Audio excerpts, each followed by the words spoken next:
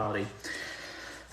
Specifically, I have a background in physics, a degree in physics, but my main focus of research is CPT symmetry, charge, parity, and time. So as a preamble or as an introduction for this evening, perhaps I should be going over the methods. And so that is what I am capable of, and that is what I'm going to do. However, before we begin, I need to know that the audio is good. Is the audio good? If not, then this will be a waste of time, and that's the biggest lamentation of our reality. Earlier this week, I decided to return to particle physics, and so I was doing the omega particle decomposition. So I was trying to prove the helicity, because the helicity is unknown. At least right now, it's unknown. It's not unknown, but it's just it's between two values that they don't want to give a specific helicity because they're not sure about the form that takes. So we could talk about the omega particle and what I did, but the reason why I want to return to doing particle decomposition is because that's the next step of our reality, of helping people understand spirituality. Because it's not really spirituality, it's information decomposition. It's like writing, I'm gonna start speaking mathematically.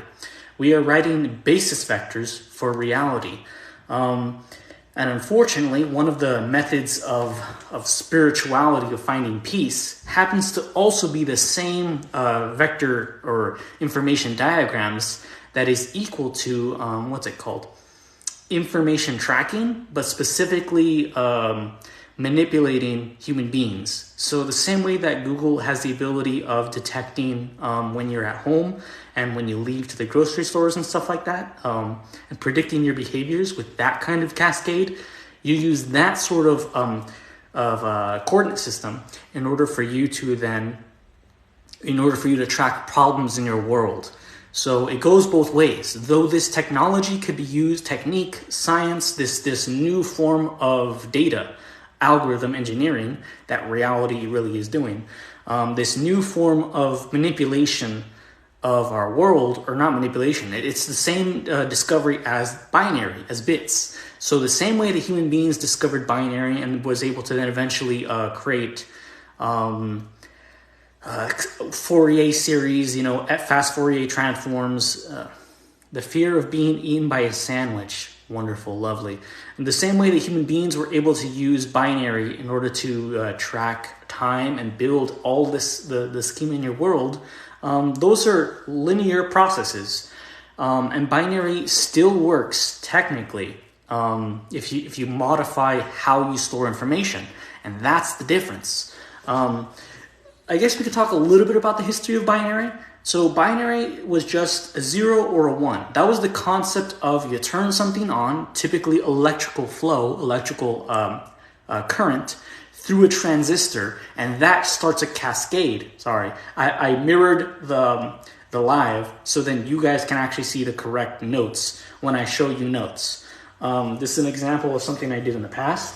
So like you can actually start reading things. Wonderful. If conditionals. This is a wonderful example that I didn't even prepare. It just brought up, bro's getting glazed. I wish I was, but I'm in a new state and where recreational indulgence is no longer authorized. And that's unfair. I think the federal government should legalize recreational substances, because I think that would enable faster personal development, spiritual development, and help people become more healthy. So as it's becoming dark, I'm probably going to turn on my ceiling light. So right now we're going to test out the light. We're going to see if it's a little too much or too little. And then we're going to go back to discussing how CPT symmetry and this new method of using particle physics to encode data really is how you should be viewing your world. Because your world is just fundamental reactions built together and put together. I don't know what that means. Glenn TWD, I'll just say that. Anyways, we're going to test out the light real quick.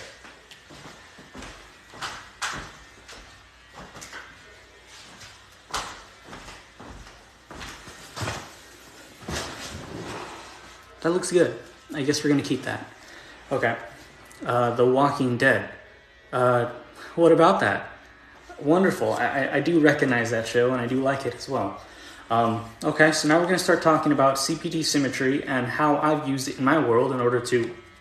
Okay, here's the thing about spirituality. I never was into this stuff because I was pretty much atheist ever since I was 12. However, after I discovered the standard model had its everything is recursive, informationally recursive, I'm like, oh dang, there's kind of no point. But I was atheist, so I was like, oh, there's still no point to life. But all this does is show that humanity will fail over and over again because the ignorance, one, of how we set up our world.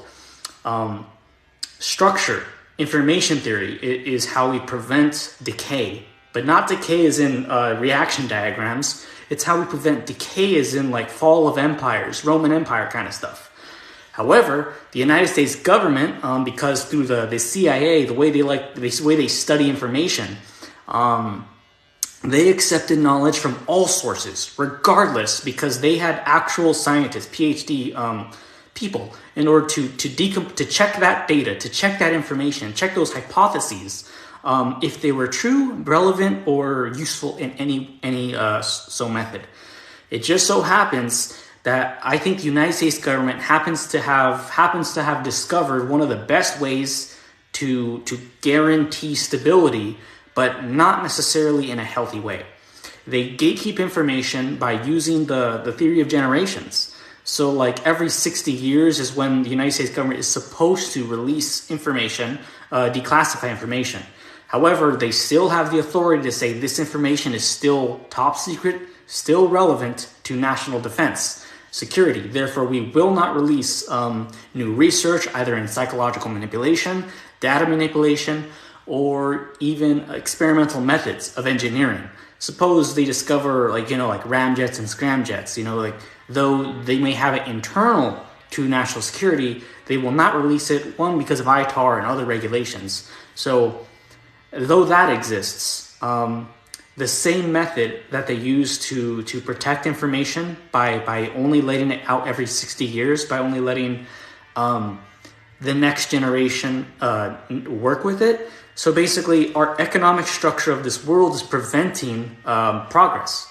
That's just how it is. Because we only have so many working years as young adults, as pretty much 20 to 40 years old, pretty much. That's the working generation. And then the generation of masters, of people who believe themselves to be superior to their fellow man, people who've had entire careers in their fields of research or field of expertise.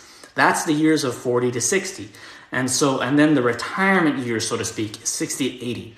So the way these elites structure our world, or at least view their own world, they want to push that upon the general public. Is that okay? Is that good? No, because that linearizes, that forces human beings, that says that you are only capable of the local output that you are born into, that you will ever achieve. And what it does is it constrains you, like I said, to that path. If you want to become a nuclear engineer, you can only become a nuclear engineer. You cannot do anything else. You cannot study turbine engines for a jet aircraft. One, it would be a waste of your time because it would take much too long, even though you have mechanical principles, because you understand actual mechanics, what's called the structure tensors, the things that engineers stress out about a lot. You understand that, and you could theoretically go into that line of work, but you don't, or at least you're not allowed to, because you're not an expert or a master in the field. Though that's what I mean by human beings will be constrained by what we can contribute in our lifetimes, and I don't think that's right. But now let's start talking about how CPT symmetry pretty much discusses that. So we have an action and we have time. So delta E, delta T. So I'm going to sort of explain how the elites or people in such high levels of decision making have broken apart the world and how they happen to be right, but they're not right in that it's justified. They're right in that, so there's a reason why U.S. presidents, as well as high-level politicians, laugh at you if you attempt to persuade the general public or say anything vilifying about them. One, because the common CAA discussion of, what's it called?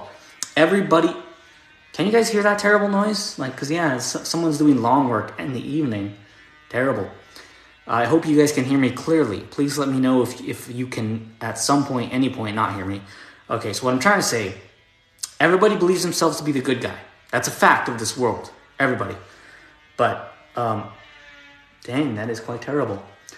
And unfortunately, it seems like nobody really likes to say anything that the audio is clear or not clear, and so perhaps I'm killing myself by even trying to attempt to discuss with Israelites, with the general public. So I have studied Kabbalah, I have studied Judaism, and I have studied different religions. So what I'm trying to say is that different parts of this world happen to have correctness, but they're not perfectly correct. They do not use CPT symmetry. They simply use, I'll say it straight up, they use magic metaphors. They use metaphors that happen by lucky happenstance, are the same principles of, they're called basis vectors. They're actually called basis vectors. If you want to actually try to break apart the pseudoscience and what's actually real in this world. Should I trade blank for blank getting blank? Also have blank. I don't know what that means. Are those like characters in like The Walking Dead? Because someone mentioned that earlier. I don't know. So the conversations people have in here, I will never understand them. All politicians are pawns used by the elite to divide and control the masses. And the funny thing is that, okay, well, we can save the social theory of reality for another day. When I've broken it apart even further. I want to start breaking apart. We're not going to use CPT symmetry to solve social dynamics. That helps the politicians. That helps them manipulate the general public. I do not want to help those people. I want to help the common person using CPT symmetry, using facts of reality. Okay. So like I said before, I was on a journey to discover methods of attainment of peace, of sustainable peace. And it really began with my understanding of particle physics. I was like, okay, so theoretically everything has the same informational flow or categorization as the particles. So what does this mean? Locally from you, it's radius r. So I have generally built an actual coordinate system in order for me to solve problems in my world. And like I said before in my previous live where I did an actual demonstration, I called it making a timetable. So I'm going to do a timetable again because it's super effective. And I'm probably going to keep this live going until, and I look at the time right here, even though it says 6:55, it's actually 7:55 local time. So I'm going to keep this going. Oh no, is my time actually updated? Oh, my time's updated. Good. It is actually 6:55. Okay. I'm going to keep this going until 8 p.m. Okay. And the thing that bothers me so very much about this entire process is that I have to do this alone. Unfortunately, that's a fact of reality. And I say that's a fact of reality because of how conversational limits exist. We can only converse at the speed of light. And what that happens to mean is what that means effective communication. If you therefore not theoretically, I have proven through this methodology, through this study. So the reason also again that politicians laugh at you, or okay, we're not going to say the E word because you say the E word and then you get banned on TikTok. I've done this before. I'm not going to say the E word. We're going to say politicians. So the reason why politicians laugh at you is because they understand delta E, delta T. So there's a finite amount of energy and time that you can do per second. The actual thing is not per second, it's per second squared. So you can advance or accelerate an idea only at so fast a rate. And so the problem is these people believe themselves to be superior to yourself because they have charted, and now let's start drawing. They have charted the informational cascade. But however, these are still monkeys. They're still apes because they do not understand the limitations of our world. They know it in a smug sense of they can feel it within, because we're still human beings. We still have intense computers that can do fast Fourier transforms or Fourier analysis. What I'm trying to say is, and now let's start breaking this apart. So there's going to be some plane of equality. We're going to call that the scalar field, because that's ambient noise. That's where all information is equal. We can argue whether it's actually truly equal or not. We're going to say that's just a starting position, okay? That's all this is. Okay. And once again, it's how you break apart these fields of information. It's interesting. It's still useful, but okay. I'll show you two different views. So it really does matter. So we're going to draw a flat 2D plane with a circle, radius r. Once again, we're going to do radius r, and we're going to say that r equals 0 is going to be statistical average. We're going to say about that, something like that. Is it statistical average? We can discuss that, or maybe even we will never leave it up to philosophers, because philosophers are 100% useless in our world now, because they don't have any tangible research or tangible fields to actually build useful foundations of models of reality, pretty much. So r equals 0 is going to be statistical average of the human mind. Let's just say that. And what about these vector directions? What about theta? What about angle relative to r? That depends. So the basis vector of that flat 2D space. So we still have a flat 2D space. And what this means in any flat plane is you have an infinite span, infinite dimension, pretty much. We have two different basis vectors. Whatever they are, who cares? But the point is, let's suppose that these are any basis vectors of communication, of ideas. And so what we're trying to say is that usually what happens with these politicians is they are at some point r prime. Some point r prime along this flat plane of equal starting point. So when we start a conversation, so this is what it is. Encoded in that flat plane is every single possible human experience, human storage of memory, thoughts. However you encode that flat plane, that's up to you. You have that freedom of basis, freedom of choice. There's a mathematical word for that, the axiom of choice. There you go. However, what matters is that we just have two different radius. The starting points are where you start in the conversation with your biases, with your previous knowledge, previous experience, and though there are overlap, how to encode those? Once again, we're just trying to get a general starting point for how information in conversation specifically transform. We're going to have to use we're going to be swapping. I'm trying to keep it as consistent, so as mathematically valid as possible. So we picked two different two different radius, just R1 and R2. So I'm going to say R1, R2, and I'm going to say they have some difference, theta prime, which is actually, delta, the difference between two angles. We're going to say that's what it is. So we have two different starting points in a conversation, and we're going to draw a time table, and now we're going to say that this is a 5-minute interval, and this is why they laugh at you.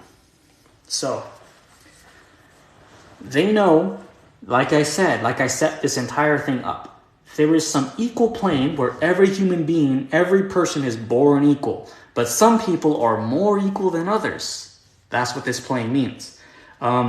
A politician believes themselves to know more about the situation than you. Well, you don't understand the complex socioeconomic issues or what it's like to be a person in my position. Therefore, you don't know what you're talking about. That's one component of this. The other aspect of what I'm trying to say is that though this happens to be how politicians view their world, this is also how you can understand the limitations of conversation, the finite aspects of reality. So now I'm going to draw the next thing. So we understand that we come from different points of this world, different points of understanding. What I'm trying to say now is that as a conversation progresses through time, thank you very much, sir, absolutely. As a conversation progresses through time, you are faced with different challenges. These are bitwise values of the conversation. And what's interesting is if I have a trajectory in mind, a conversation in mind, that's now my R prime. And isn't that fascinating? Then in order for me to get you along with my R prime, I now have to travel the trajectory of information theory, of giving you bitwise conversations that are meaningful to your starting point. So there's a lot of these aspects of sociology, of psychology, that I find that other majors, other degrees are no longer relevant in the modern world. They are actually detractive, perhaps even useless. But that's a conversation for another day. What I'm trying to say now is that this 5-minute interval, it doesn't have to be 5. It really doesn't. Now we can start giving these actual terms, variables. So this interval can be called delta t. Oh my gosh, didn't I set up an equation earlier for you to use? Delta E, delta t. The change in energy, the difference in bitwise communication, which now we will define as what delta E means. All right, delta E means the difference or the each bitwise value. That's delta E. Each conversation that we give, each variable that we store in the local conversation. In this conversation, I have defined the variables R1, R2, delta E, delta T. I have defined theta prime. I have defined now delta T. Now we have enough in our mind to build this conversation in my mind. So that's what we do in this world. Whoa. I can actually show you yet again how this information transform, and it really is a transform, an exchange of information. You can never violate the second law of thermodynamics. So when people think that all of this came from nothing or came from just happenstance luck, not at all. This came from carefully studied methodological, we're going to say that, observations of my world. I am basically building the basis vectors, continuing the work of Marcus Aurelius, of what a man can do in his 24-hour day. So there are people, once again, politicians, those kinds of masons that believe themselves to be superior to you because they already have this schema. So this gives them a delta E. This gives them that is exactly what it is, a delta E. That gives them some width, some thermodynamic aheadness of you. They are further along than you on this. I am speaking. The thing is, unfortunately, you got here a little bit later in the conversation. So I'll give you a quick recap, quick summary. So what I'm saying is, there is a finite limit of communication of our reality. That's called the speed of light. And the speed of light really is the limit of communication. If you try to communicate faster than the speed of light, then you get an effect. In reality, it's called bremsstrahlung. Bremsstrahlung is when matter breaks apart. So if we can send this pen faster than the speed of light through a dielectric is what it's called, through a material. If you can do that, then it will rip electrons off the matter that it's going through, which is pretty cool. Obviously, there's going to be impact, scattering and stuff like that. But once again, that's a conversation for another day. But we will return to bremsstrahlung because, yes, see, you understand. Because this is a physical matter object. It has atoms. However, even if you were to send very thin particles, so suppose you sent particles at the speed of light, or very near the speed of light, through matter, you know how there's a chance, or at least in case you didn't know, you know how atoms are mostly empty space and stuff like that? So because atoms are mostly empty space, there's a chance that even though this electron that's going near the speed of light did not hit anything in this particle, because it has an electric field, that field is now so strong. Once again, it comes back to delta E, which is the change in an electric field. We're going to have to define our E's now. delta electric field is equal to the change in your magnetic field, magnetic flux. Once again, that's Maxwell's equations. Pretty awesome. Okay. So what I'm trying to say is that there are people who, because they understand these precepts, these concepts of this world, they will mock you, they will ignore you, and they won't even give you a delta t, an interval of time in order for you to explain yourself. They believe themselves to be thermodynamically superior. Theoretically, and I can describe that, that's a crystalline structure. However, what do we know about crystalline structures? They are weak. They are fragile. Though, and that's the thing. If only they were ionic bonds. If only they were as strong as ionic bonds. But no, these guys are the crystals of salt. For that is how weak they are. Indeed, they have built their knowledge on pillars of salt because they use simple alchemy. You see what I just said? But the thing is, I actually understand physics and chemistry and even bits of biology. And by using fundamental information theory, by using, if that's what we should be doing, show degree. I have a degree in physics, and unfortunately, my actual physical degree, my paper, I never purchased the sheath or the cover from my university. I didn't know you were supposed to. What does that mean? Oh, you're trying to make a joke. Delta PP. Technically, that exists. Okay, I'm going to give you some. Okay, this is what alchemy. This is what those kinds of masons do. What they would do is they would look at your comment and they would say, "What mystical words do I know? How can I relate this to phosphorus, sulfur, pewter, salt? Oh my gosh!" You know what I mean? Like, they're dumb. They really don't know what they're talking about. However, delta PP, as you are saying, my brother in Christ, my friend, so to speak, I'm going to start dropping more metaphors because I am indeed superior, but not because of myself. I am not superior because I claim to be. I am only through this, through hard work, through dedication, and through trying to return to my fellow man. I do not discount your life, your experiences, or your ability to create and generate information. I will not discount the law of thermodynamics. It's possible that you can generate information randomly, spontaneously, and I know that. I believe that to be true. I have observed that to be true, and that's part of RNG, of random number generator coupling, that I have observed with AI, with TikTok, as well as with human beings. So that's another method of spirituality that we're going to get to. I assure you, we're going to get to there. We have until 8 p.m., so please bear with me. And even if you need to leave later in the evening, that's okay. I respect that. I understand that. I will post this to YouTube, so you are welcome to leave. I'm not trying to hold you back from you being like, dang, this is really useful information.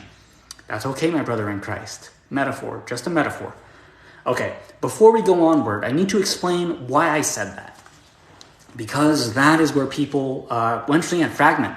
If there's ever a fragment, if there's ever a break of delta E that people feel uncomfortable with, that they're like, I don't like what you just said. That's fragments their mind. What I mean by that is it literally is a fragment. It separates their mind, where they feel, one, superior to you, and so that's wrong. But two, is that they feel like you don't have a track of knowledge anymore.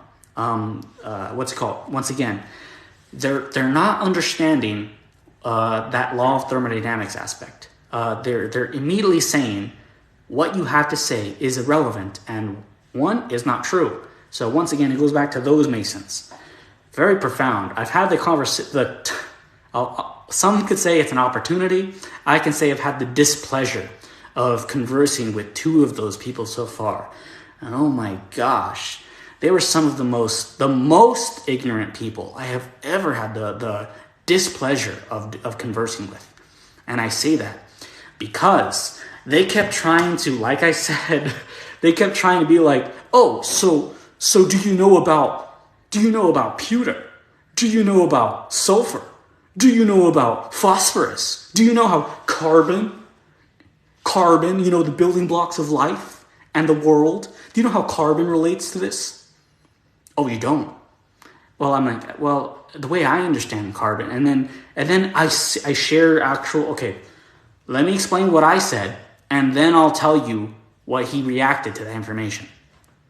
Okay, so carbon is a fundamental element because it's, and as you learn in chemistry, and the funny thing is, like, he's like, oh yeah, I knew that in chemistry stuff. So it has a very good number of valence electrons that makes it easy to bond with and all that other stuff. It already has the 4 valence electrons, and then it goes back to numerology. Gosh, the numerology on this people is dumb. So, but if you look at CPT symmetry, so charge, parity, and time symmetry, but specifically for how the quark interactions are built, carbon has a very useful conjugation, so it can give material and exchange material very easily, and that's what lets it have tons of its chemical properties. So after a rough discussion, somewhat of that nature, but I put more effort into it, he basically said, like, oh, that was pretty interesting. I like that you gave me information. And then the funny thing is, those kind of Masons, they will receive what they want from you, and they ignore you. They don't want to share other stuff. Like, okay, I gave you this. What can you tell me? And they're like, no, you got to be part of the club for that. I'm not going to fraternize. I'm not going to, waste my time, money, and life to work for people. Any culture that hides its method of wisdom, of knowledge. And that's why we're discussing spirituality today. Spirituality. Because I don't practice religion or spirituality the way normal people do. I don't just store metaphors like, the funny thing is, like, I have such a distaste for whenever I recognize those metaphors, I'm like, okay, that I've thrown them out because I actually built a basis using, once again, CPT symmetry. But we spin, okay, so here's what I'm doing. So I can once again, going back to this conversational timetable, back to this delta E, delta T, yes, exactly, as above, so below. That is exactly correct. However, it's not as above, so below as in like my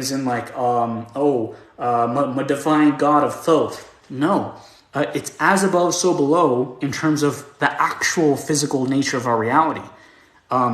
As the microscopic, as the chemical, as the subatomic, specifically the subatomic, as the fundamental particles of reality, as below is above. That's what we should be saying. As below is above. Fascinating.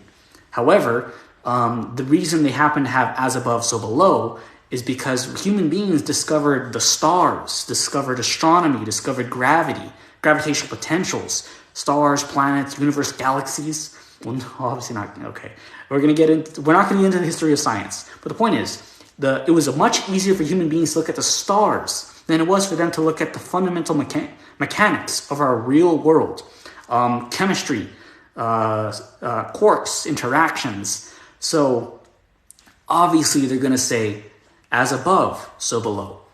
However, it's as below is above.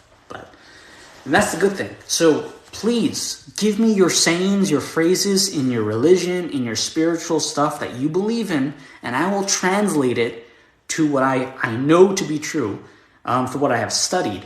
So we're going to talk. This is literally what I'm doing. Now let me give you the next step of the conversational methodology. So it's not just conversation. So yes, there's delta E. Yes, there's delta T, chunks of time, but there's also direction, vector direction. So what does this mean? So there's vector direction in terms of where are we going to talk about next. So oh shit, my friend is here. Thank you very much.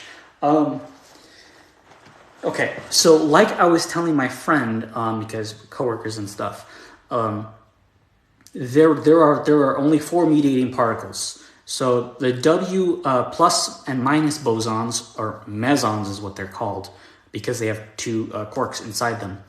The W plus and minus mesons are all you need in order to track linear events. What does that mean? Allow me to show you real quick. Okay, so in any event of time, so once again, I section a chunk of life, I section a chunk of time, the next conversation, the next delta E, delta T moment. Okay, so I'm gonna write T. Okay.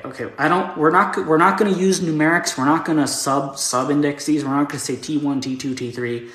We're gonna call this T prime because every time I do something new, it's just the new one, the new interval. And so we could go into harmonics, but harmonics are more about like memories and big events. So if this is your first time listening to me, this is not T prime. This is T1, your first interval, your first harmonic. But we wouldn't use T because T is more for intervals of time. So we would call this H, H1, harmonic 1. And perhaps it is H. And we're going to keep talking because that's how spirituality works. That's how discernment works. So the reason why I say it might be H is because H, like we said earlier, is if you didn't know, in physics, when we write the magnetic field, the actual magnetic field, so how many Tesla, because that's the units of magnetic strength. So when we write a magnetic field, you use the notation H of T. Well, actually it's H T of X. So as time changes 1 second per second, how does the field change per unit X? But it's not X, it's obviously R, but just for your understanding. So like I said, in case you didn't know. So Maxwell's equations, I'm going to start writing this down because discernment goes both ways. There's a mirror nature to reality. And if you'd like to go live and discuss this with me, you are very much welcome anytime to request or whatever you like. So we're going to say H of T though. We're going to keep the T because that really does matter in terms of magnetic flux, because flux is the amount of magnetic field per area per unit time. So and you might ask, but why about time? I thought you just said it's about magnetic field strength. Well, if I do a big magnetic field in a short amount of time, well, you divide it by T, and so you get a huge flux for a short amount of area. So that's how that works. So we're going to do H of T. H of T, we're going to store that variable. And I forgot what I was talking about earlier. So that's the thing that sucks about being human. You can only store so many variables at a time. So I'm going to leave H of T there. We're going to go back to what I was trying to talk about with W plus and W minus, because that's how this world works. So W plus and W minus, what are they? Well, I'll share it with you because you obviously haven't studied particle physics. So the W plus and W minus, they are the fundamental mediators of the weak force. I do not believe there to be a strong force. I believe the strong force is simply doubled or coupled weak force interactions. As far as I have seen, gluon pairs are still consistent with the weak force interaction, the weak force rules. And even so, mathematically, the time that it takes for a gluon or a strong force interaction to occur is precisely the calculation of 2 or more weak force interactions coupled to their... okay, we're not going to add words, but that's what it is. Okay, so we're going to go back to the weak force. So that's what that is. That's your introduction. That's all you need to know. Okay, so what are they, though? So the W plus meson, because we got to be precise in our language or else people leave, is going to be equal to an up particle, so an up quark specifically. And what that means, it has 2 plus charge, but it has 2 over 3 plus charge. So 2 over 3 positive, and it also has an anti-down, because in case you didn't know, the weak boson, or the W plus meson. Once again, you gotta have these terms correctly, or else they throw an acoustic hissy fit. So okay, let me slow down. There's an up plus, there's an anti-down. That's a time reversed down particle. What that means effectively is that its charge and parity is reversed.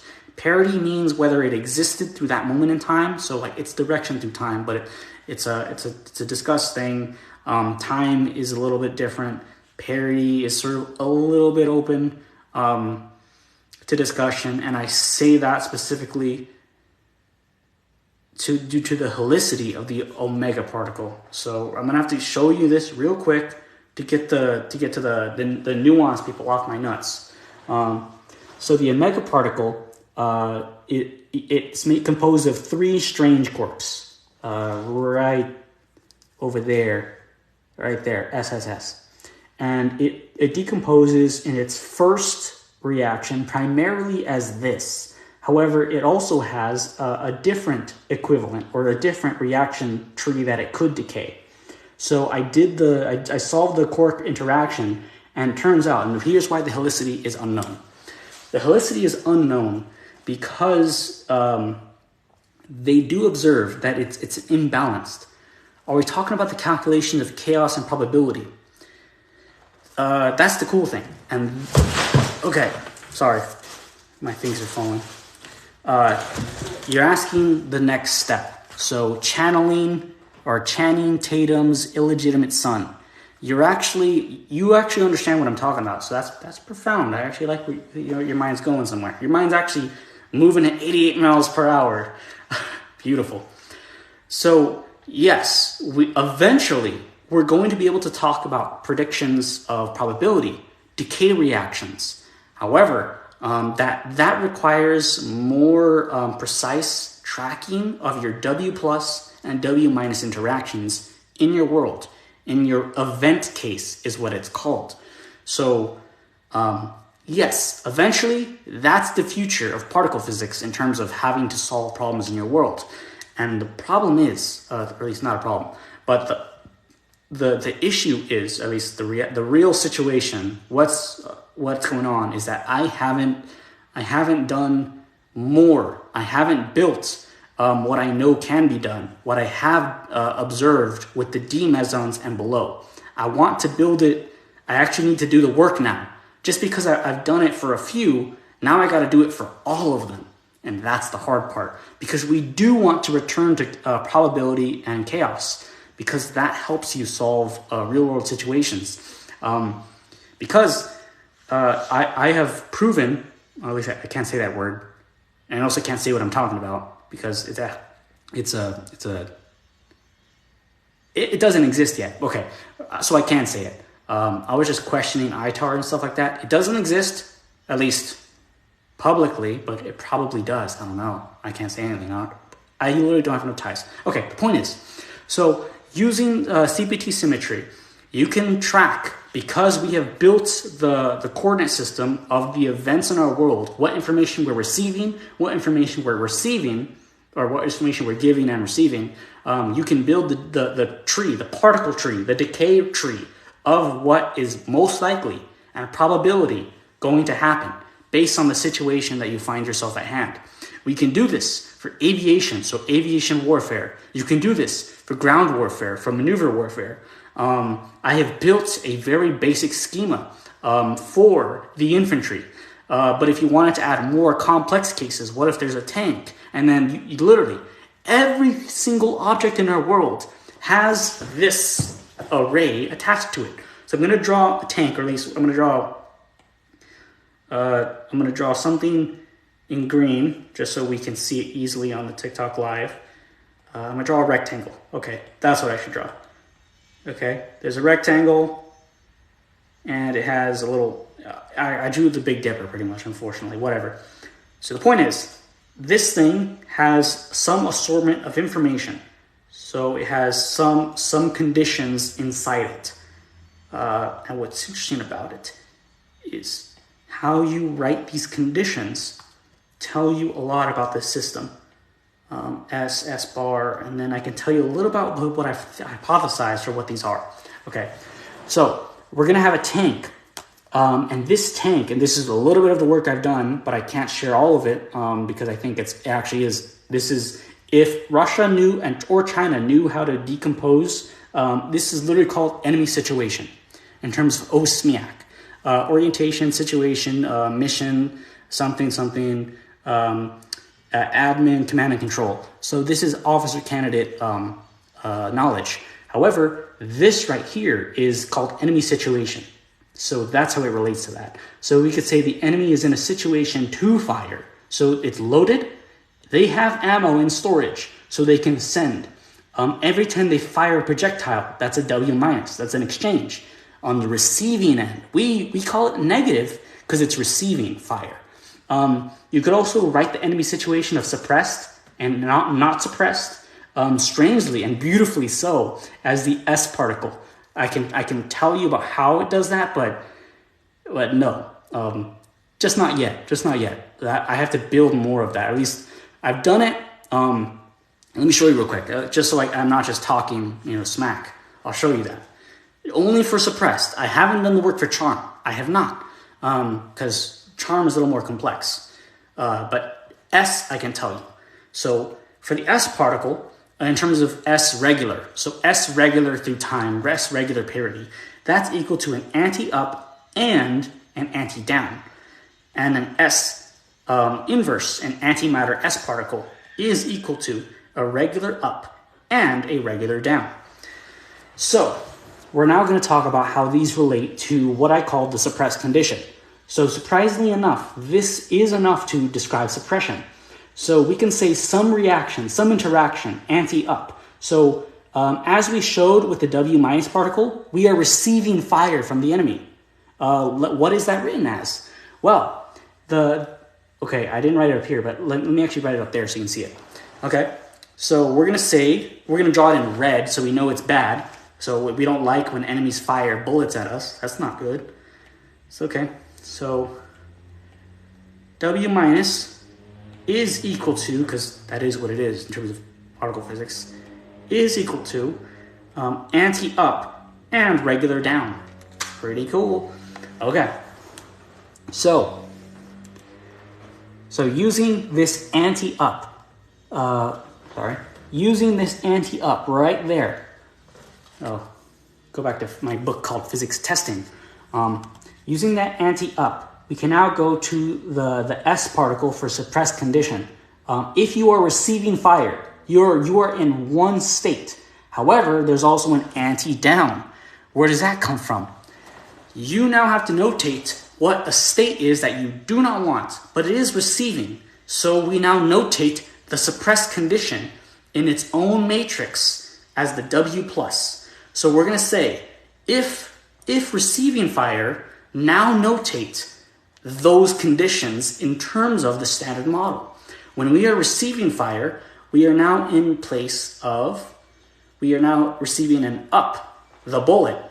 We are now also receiving the anti-down, the negative effect. Okay.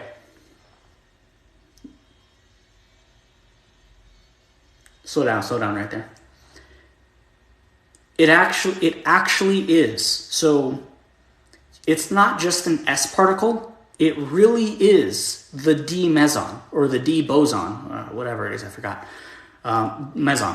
So it really is equal to, or the kaon is what it's called.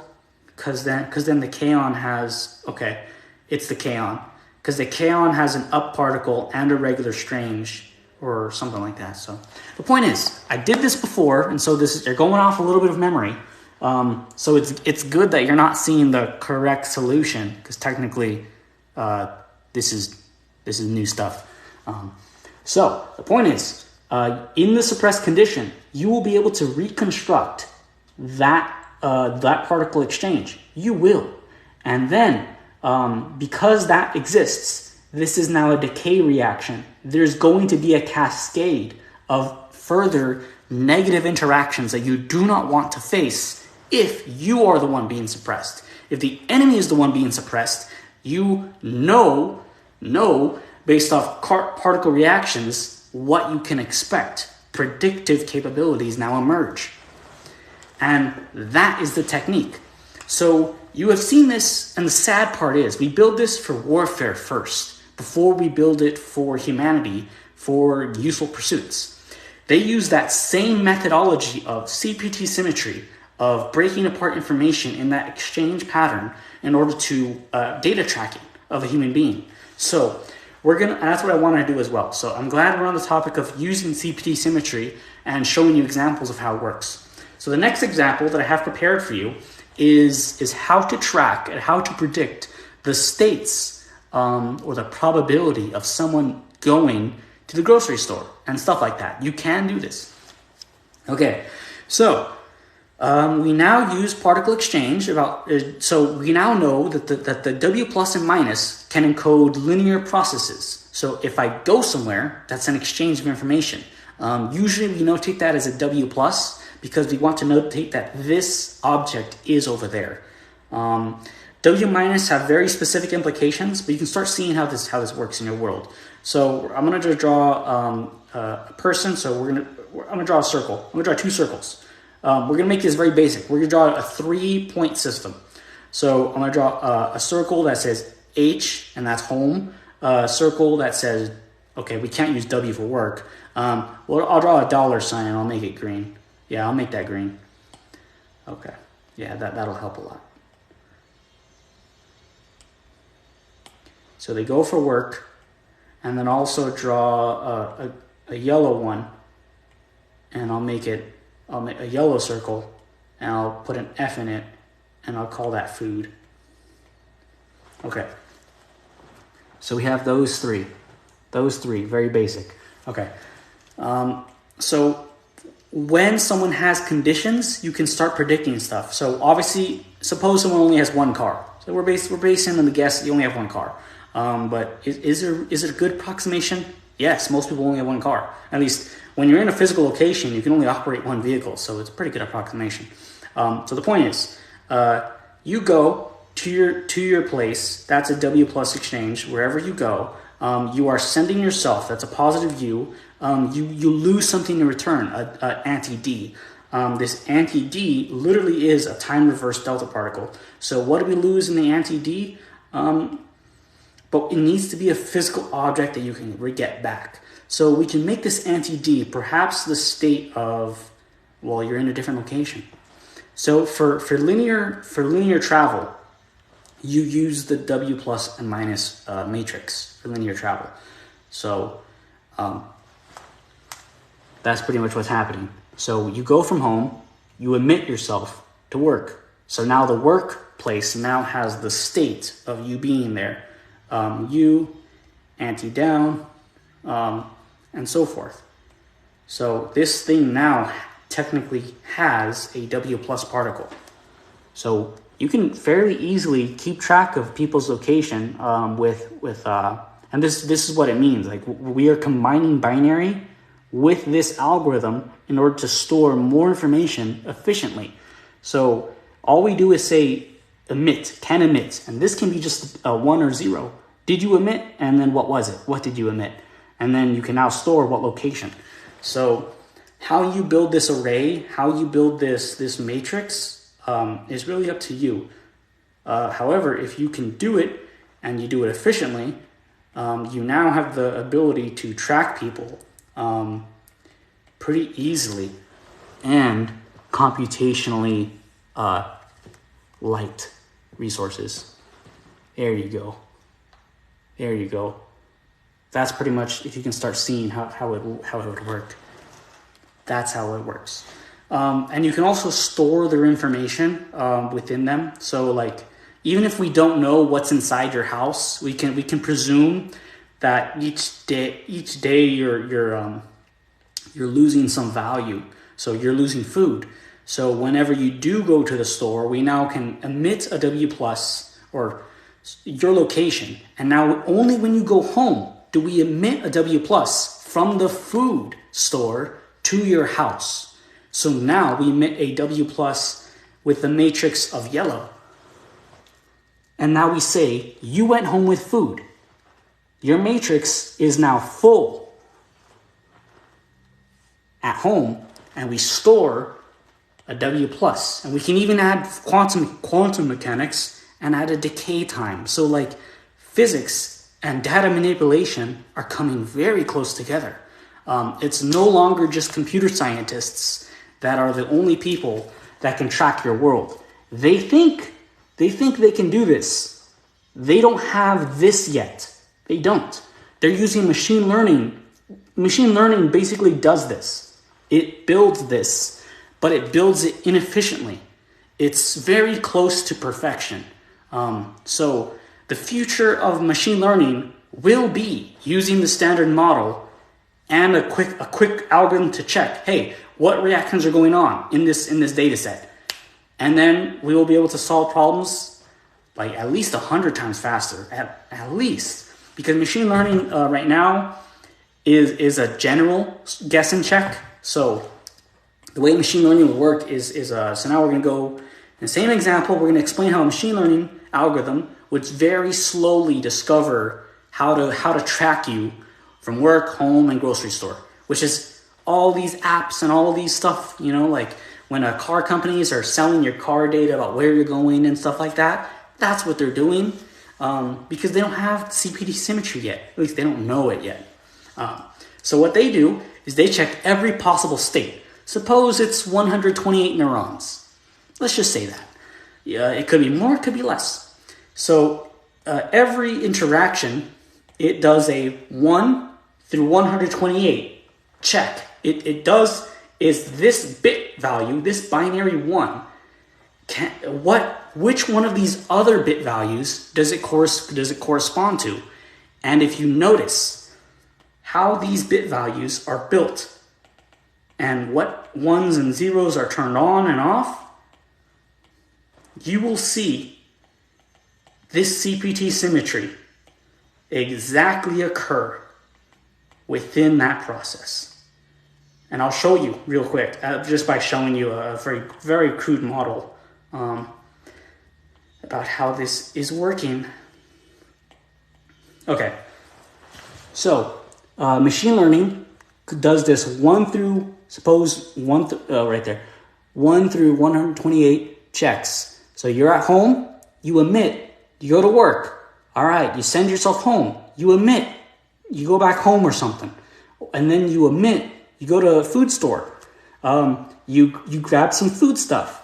Oh, you lose money because you spent money. That's a W minus. You emit. And so you can change these values. And if you can find the fundamental basis, you can find which of these do you want to call a W plus and a W minus. Doesn't matter if you use it for store, for data manipulation, for making a business. Doesn't matter if you do this for warfare. It's the exact same phenomenon and principles. Mic drop. Boom. Any questions? We'll leave this open for questions for 20 minutes. I'm going to go into no longer warfare, no longer data manipulation, no longer machine learning, because those are conversations for the table for another day. I'm going to go on to spirituality. How we can do this not for manipulation, not for warfare, and not for a Google data mining company. How to do this in your own world to protect yourself. But not just to protect yourself, but to love yourself, to recognize, one, when you're failing, when you're hurting yourself, and two, so it really is how to protect yourself from hurting yourself, as well as how to recognize the moment, so to speak. So quite beautiful how I use this, I discovered this just so I can make money. And then I'm like, and as well as not make money, but just like, because I wanted to make this, the infantry stuff, to help the infantry, to help my brothers in arms. I love the infantry. I love pilots. I love aviation. And this methodology helps you solve logistics issues. It literally built, like logistics is built in the standard model. It's transpose, it's exchange, it's all this is. And that's what I discovered that is possible. However, at the time I had a lover, I had a partner, and we're going to get into the spirituality and how it protects us. So I had a partner, and my partner basically, she noticed that I was very adamant about this physics stuff, that like, dude, that's a lot of work you're going to have to do. Are you sure someone else hasn't done it yet? But I'm like, no, it hasn't been done, or at least if it has been done, it's only in national security stuff and stuff like that, or like maybe very, like very secret, labs and stuff, because everybody likes to hide their proprietary information and stuff like that. So even if it does exist, I'm going to make it public, or at least for the general public. And if it doesn't exist, that's the sad part, because Google can now use this to eat more easier. Like I showed you, they don't have to do machine learning on every single person. They can now use the standard model, guess and check really quick with a computer, and then find out your patterns and basically say, we now know where you're going to go, guaranteed. That's the cool thing about the standard model. It guarantees things because you're only one interaction. You're only one car, one person. What are you going to do? How are you going to hide from information theory? You can't. There's a million applications of the technology you just spoke of, and it's horrifying, and that's a just cause. I completely agree. And I understand that. And that's the problem. Either I do this or someone else will do it for the wrong reasons and hide it and not tell you that they're doing it to you. So that's what I exist for. So we're gonna get back to the thing. Okay, so she realized that I was doing this stuff, like you said, like for a good cause, but also all that other stuff. And then she's like, but it seems like you're focusing more on ambition than your own interpersonal relationships. How will that help you return to me, love me, find time for us and our children? And at first I was like, I don't know. But I felt in my heart, by looking at it, I'm like, theoretically, this could be used not for manipulation, but for finding peace, for solving repetitive problems. Because if it can solve, that's what it's for, to solve problems, but what's called guaranteed solve them. What it means by that is that if you find this situation, you can break apart its a coordinate system, its information exchange, and you can always find peace. And I have done that with traffic. So like there are people who are like instigators and stuff like that. You assign them so I'm doing exactly what the machine learning does. That's what we all do. However, I use CPT symmetry. I use particle physics rules. So you assign someone what core content you presume or you hypothesize them to be. And if they do exude those characteristics, those phenomenon that have those emission cases, then you found a fundamental basis vector. Fundamental. And that's what I was saying with traffic, how and I'll show you the example real quick. So the cool thing is, and because you guys are the only 3 live viewers and no one ever watches this stuff on YouTube, I'll share with you a secret of the infinite. Because you will now learn, if you can recognize that where the same pattern exists behind trucks, semi-trailers, if you can notice what that looks like in traffic, then you will notice how problems look like and manifest themselves in your world, and you can protect yourself or manipulate them for a good cause. Here's what I mean. So, every car has a velocity. We're going to call this V1, whatever, who cares? It doesn't matter, the index. What matters is every car has a velocity, and every driver I've noticed has some sort of distance that they're comfortable with, that they just have a fixed targeting distance, fixed tracking distance. And if, there's some variation, because some people are monkeys and they just hold their gas pedal and stuff like that. But so the D still has some minimum distance, a D minimum. So we're going to, regardless of how someone's driving, there's still a D minimum. So I'm going to write D min, just so you can understand that and see that. This will not be D as in a down quark. It could be, but I'll leave that up to you. We're going to call this D minimum. Okay, so there's a semi-trailer and there's someone going V1. Theoretically, if they want to keep D minimum, they now have to, V1 must be equal to V truck, which it is, which is pretty cool. However, what I'm trying to say is because everybody has these tracking characteristics, you now have the ability. So if you ever see a semi-trailer, you can always find a space. You can always find a space. And I have done that. Not like an a-hole. Really, no. I have done that only in very particular situations where I knew that this had to be done in order to counter the negative people out there. Because I was living in San Diego, and there's so much traffic, and there's a particular part of the 805 freeway, if you know San Diego, that there's a length of road that people like to go on the right side very fast, look like they're going on off the ramp, but then they try to go in. If you needed to, and I say that, please only use it when you need to. Otherwise, other humans will notice that technique. So please keep it hidden. If you need to, in case of an emergency or any situation, you now know that because human beings have this fixed minimum distance and you have some open lane and you need to enter, say this we're going to draw it as though it is a freeway now so you can understand what's going on. This yellow, obviously, this yellow does not imply that it's a closed lane. We're just going to say that so you can notice that it is that. Oh, that's a terrible color for the live. I'll just draw another one because that is how it works. Okay, so even if there's an off ramp and you were going, you can now go in. You're welcome. So what I was saying in that other video where I said, like, if you know how to break apart your world in terms of CPT symmetry, you will find infinites. You will find things that will never go away. And I say that it will never go away because human beings have that fixed distance, that tracking distance, because that's a general caution, a general good thing you should be doing while driving. And so it will never go away unless they know your intentions. So that's why you kind of drive very fast, or at least look like going out, slow down, but then appropriately slow down and sort of catch them off guard, but in a safe way, and you go in. That's what you do.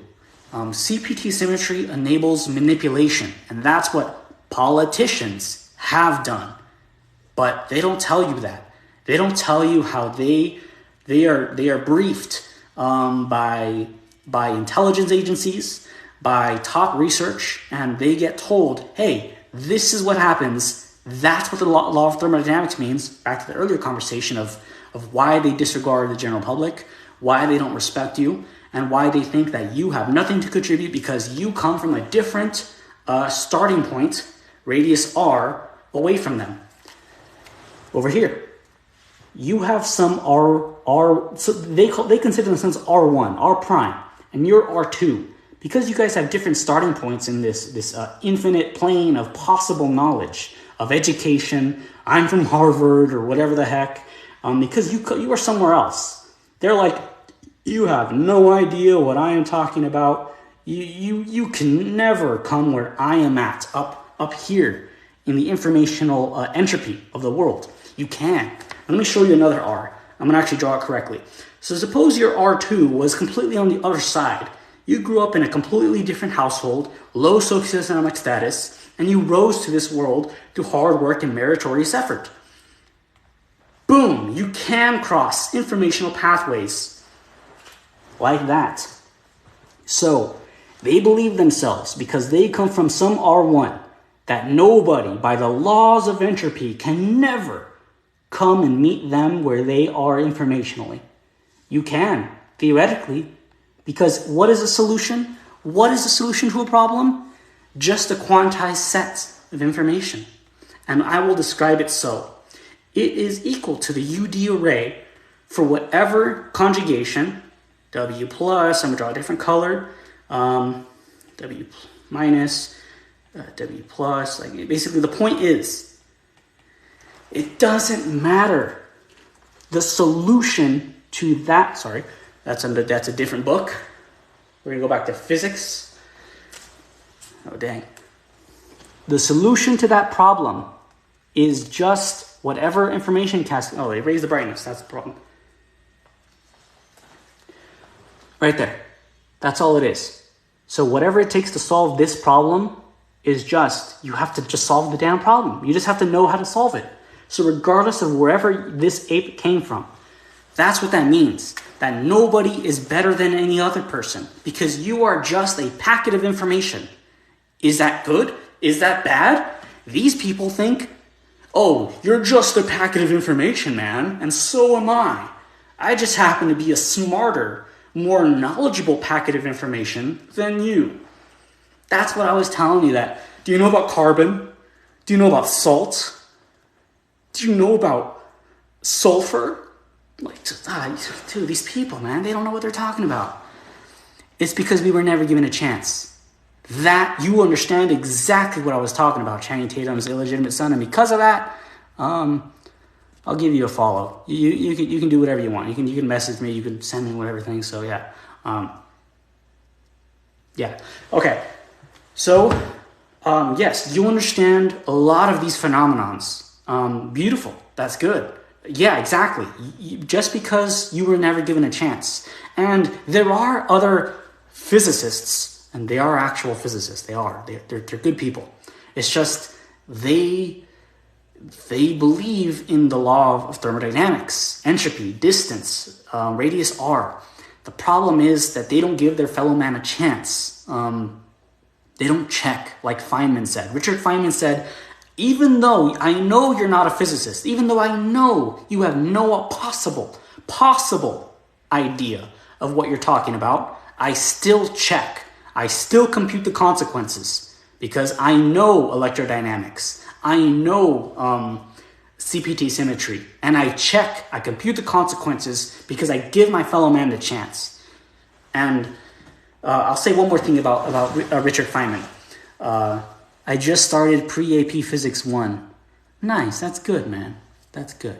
Nature over nurture, taking to the extreme. I'm a junior in high school. If you want to learn physics, I can send you textbooks so you can prepare yourself for upper division university as well as regular university.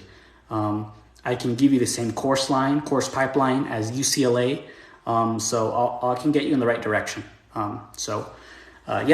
Eventually in the future, now that I have financial freedom and time, I work 4 days a week, 4-10, so pretty much 4 days a week, 10 hours a day, and I have Friday, Saturday, Sunday off. I use Friday as my restore day. I cook food, I relax, I take a nice bath, like I shower, and then I take a bath where I lay down, and sometimes I go to sleep. I do pretty comfy because it's getting cold out here now. So the point is, what I'm trying to say is that now that I have peace in my world, time, I can start doing my passions like I have promised before. I have promised on these lives, on my TikTok channel, that I'm going to write a physics, not a textbook, but a physics guide to help people learn physics. I'm going to explain phenomenon so then you can learn faster. I'm going to be the intermediary. I'm not going to be Walter Lewin specific. I'm not going to be as detailed as Griffiths, but I will be. I'll be like a tutor. I'll be like an actual university tutor. I'll be like that. So I'm going to teach you physics. I'm going to show you equations, examples, and how to build stuff. I'm going to read the equation left to right. That's all we do. We read it left to right, and we explain how it works. So pretty cool. We have 4 more minutes. Is there any questions or anything you guys would like to know? You can come on live. You can discuss. I leave this open for you guys because my butt is getting uncomfortable. I'm gonna breathe some water. I'm gonna drink some water. Any questions or anything? How was the discussions of CPT symmetry? Unfortunately, we didn't get quite to other types of spirituality or at least other phenomenon. I believe I explained it pretty good enough with the home analogy, but I'm going to come back to you. I'm going to make another live after I do more notes, probably at work in my free time, spare time. I don't have much time at work, but at the end of the day, I usually have about like 30 minutes because I'm supposed to like stop working 30 minutes before the clock and just do time card and emails. So if I don't have any emails or I get my time card done early, then I can do like 10-15 minutes of just like writing down some thoughts, trying to do CPT symmetry interactions. Ask me what would you like me to do in that time. That's what I really want this to be, stuff like that. So you have 3 more minutes. I'm gonna drink some water. Please discuss amongst yourselves. And who is that person? They seem to be here. Well, you guys have been a lovely audience. You guys have been the only people that stayed, and you guys learned a lot of information. And yes, Channing Tatum's illegitimate son. Somebody across your page about a week ago, and you really cleared my understanding up of what you were saying. That's the thing is, I'm not supposed to be that clear. I'm really not. And here's what I mean by that. If I'm too clear, people will steal my ideas, as I've witnessed it happen before.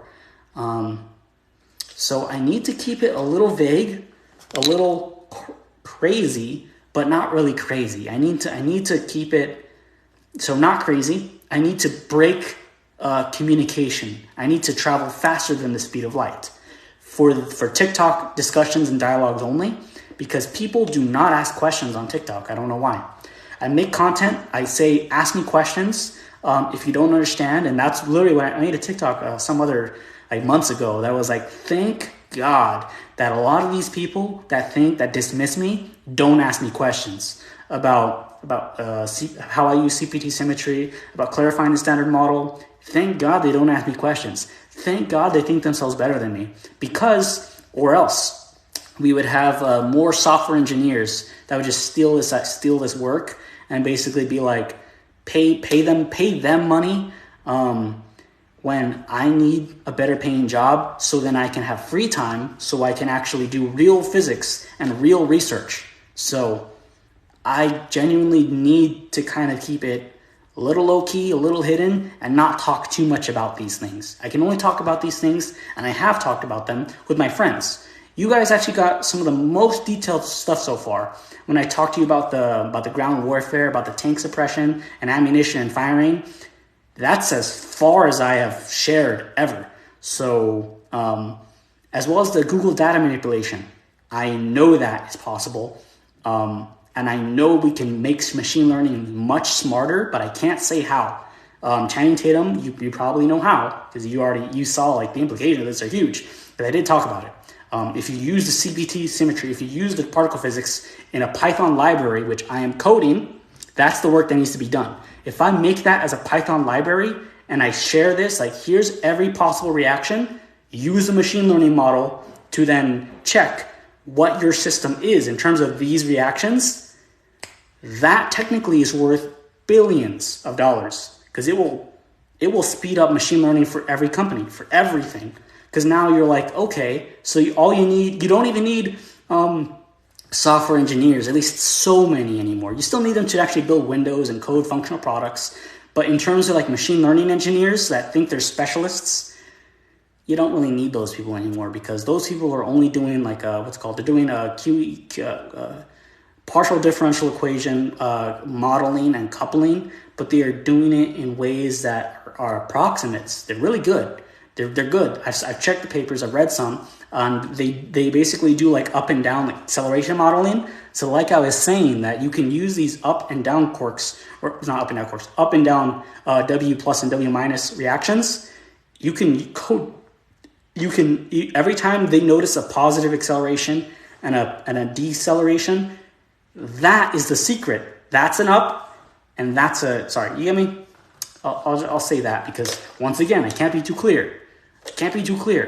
Or else they'll actually take it. We're saying it's so difficult to ask a question about something you don't credit. What?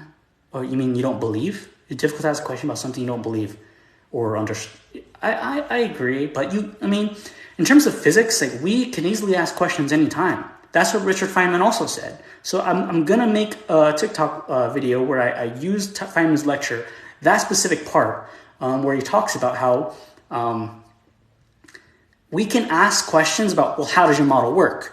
Does it account for this? How does it deal with relativity or relativistic effects? What happens as this object or this phenomenon accelerates near the speed of light? Basically, it's like, are ghosts real and all this other stuff. Like, these phenomena cannot handle these other situations. So this model, or the model you presented, must be false, unless you can prove or explain why your model works or doesn't work. You get me? So we can ask educated questions and say, how does this hold up in magnetic fields? What does Maxwell's equations have to do with this?